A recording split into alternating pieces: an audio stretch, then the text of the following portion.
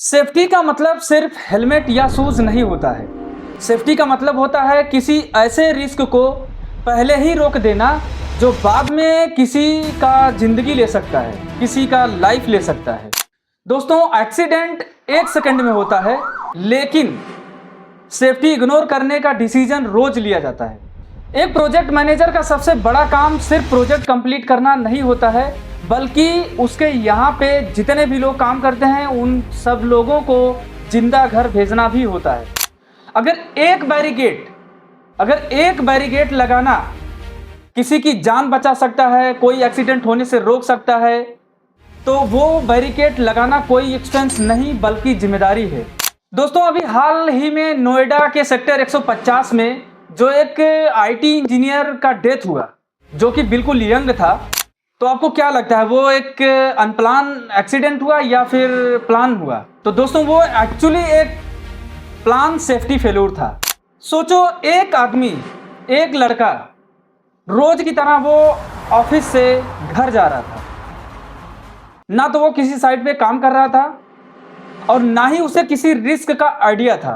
Road के पास एक construction पिट था, पानी से भरा हुआ, no barricading, no warning board and no reflectors.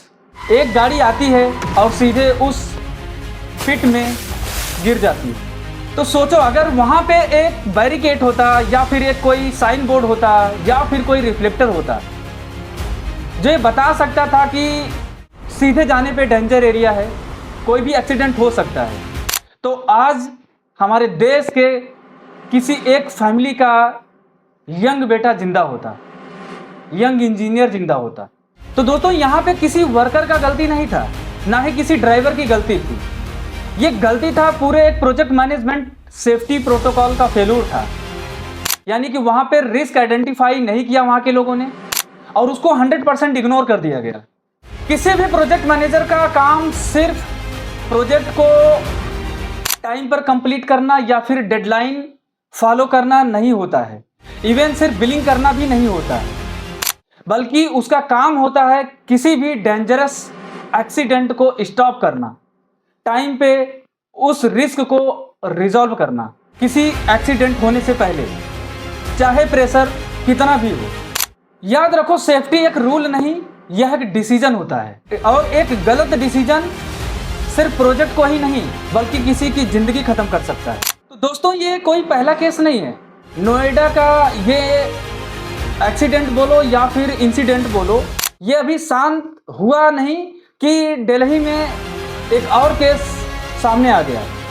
यानी कि रोड का काम चल रहा था और बीचों बीच रोड के बीच में एक गड्ढा खुदा हुआ है, बिल्कुल बहुत बड़ा सा पिट, और उसमें एक युवक बाइक लेके आता है और वो गड्ढे के अंदर गिर जाता है और 24 घंटे तक उसकी फैमिली ढूंढती है, उसके फ्रेंड्स ढूंढते हैं उस सिटी के अंदर, और दूसरे दिन जब पता चलता है तो पता चलता है कि वो युवक एक्सपायर हो चुका है। तो इससे दोस्तों, सेफ्टी फॉलो करना तो एक प्राइमरी चीज़ है ही, बट सिस्टम और उसके बैकग्राउंड में कितने लोग काम करते हैं, प्रोजेक्ट मैनेजर से लेके साइट इंचार्ज या जो भी बोलो आप, इवन अगर गवर्नमेंट प्रोजेक्ट्स है, कोई पब्लिक सेक्टर का काम चल रहा है, तो वहाँ का जो मैनेजमेंट है, जो गवर्नमेंट सेक्टर के लोग बैठे हैं, बड़े बड़े अधिकारी बैठे हैं, इनका क्या काम है? क्या आपको लगता है कि वो लोग बराबर या करेक्ट काम कर रहे हैं?